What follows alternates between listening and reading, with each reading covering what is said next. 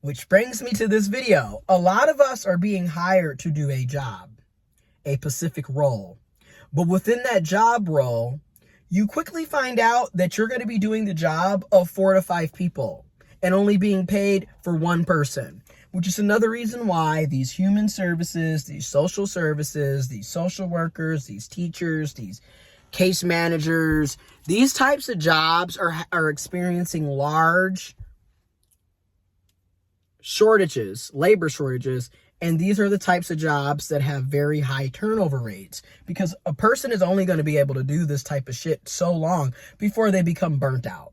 And a lot of us are burnt out. And when people become burnt out, the quality of work is going to decrease significantly because you don't have the energy anymore to deal with people. I'm just going to be honest. This is why people get burnt out. I'm 3 years into this specific job role where I'm doing mostly case management, financial coaching, home ownership counseling, rental counseling, financial literacy education, home ownership education, case management, life coach. We're doing a lot. Data management, data analysis, data entry. But I've been doing nonprofit work for 10 years. And I'm here to say, after spending a decade in this industry, I look forward to getting out of this industry. I never want to do this shit again. It is way too much work, way little pay. I mean, literally, you will see somebody with less education than you, less years of work experience than you, making double and triple what you're making because they're not in the social services, human services industry. It just needs to be said. And of course, we always have the argument of, well, you shouldn't be going into fields just for money.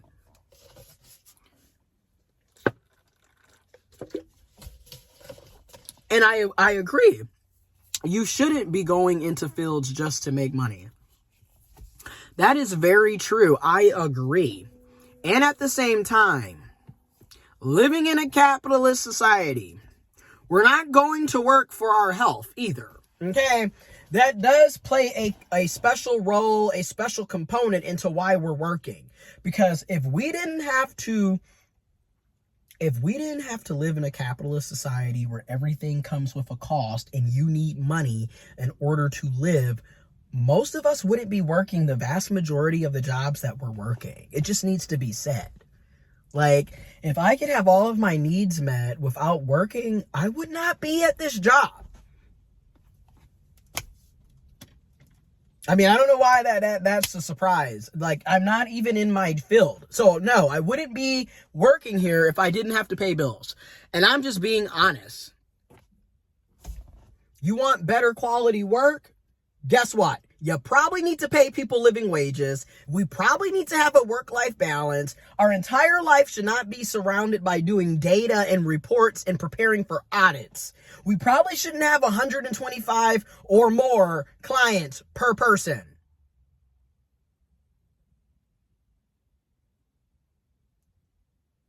Another reason why I'm over this type of work is I'm not interested in babysitting grown-ass adults.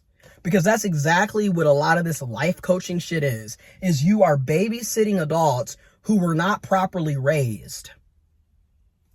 It just needs to be said. Because a lot of the things that we are teaching folks is stuff that their parents should have taught them, is stuff that the K through 12th education system should have taught them. But because we allow people to have kids who shouldn't be having kids, who are not financially stable, who are not mentally stable, you keep creating the problem. Because we have a society that has manufactured poverty, literally creates poverty, and then blames people for not being able to take care of themselves while simultaneously not providing you with living wage jobs so you can take care of yourself. Capitalism in a nutshell. You create the problems and then you blame the victims for not being able to thrive in a system that is literally designed for you to fail. But okay. But yeah, I'm not interested in baby. Like, again, this is why people get burnt out. You get tired of having to babysit grown ass people. And a lot of times these are people that are way older than you. Like a lot of us that are in our 20s and early 30s and mid 30s, hell, late 30s, early 40s. A lot of these clients are 40 plus years old. They're old enough to be your parents and grandparents. So it's even more odd that you're babysitting these people, essentially. Now, are there positive success stories? Yes, but let's be honest, those are few and far in between. There's more sadness and depression and stress and negativity than there is positivity in these workforces, in these job roles, okay? Because the other aspect of this is you can't properly care for your client because there's not enough resources to go around. Do you know how many people on a day-to-day basis that I'm talking with who are facing eviction and we don't have enough funds to help everybody who's facing eviction? And then we don't have jobs that pay living wages in the first place, so you don't have to worry about eviction? Like, it's just, it's David and Goliath every single day in a lot of these fields. And guess what? You're David. And Goliath is whooping ass and taking names, all right? Because we don't have enough resources and support. I can't stress that enough. There is not enough resources and support to go around in a lot of these jobs. And it's devastating to be talking to a client who's literally about to be evicted, doesn't have a decent source of income, is likely going to be homeless for a while, and then finding out that we no longer have emergency housing choice vouchers, there's no longer any available, and there's already a waiting list with thousands of people going back years. Like, there's folks on the waiting list from 2017, 2018, 2019, 2020 that are still waiting to hear if they're going to be lucky on the housing choice voucher lottery system. So yeah, this is why a lot of us that are in these fields are tired, are exhausted, and are looking for ways to get out of these fields.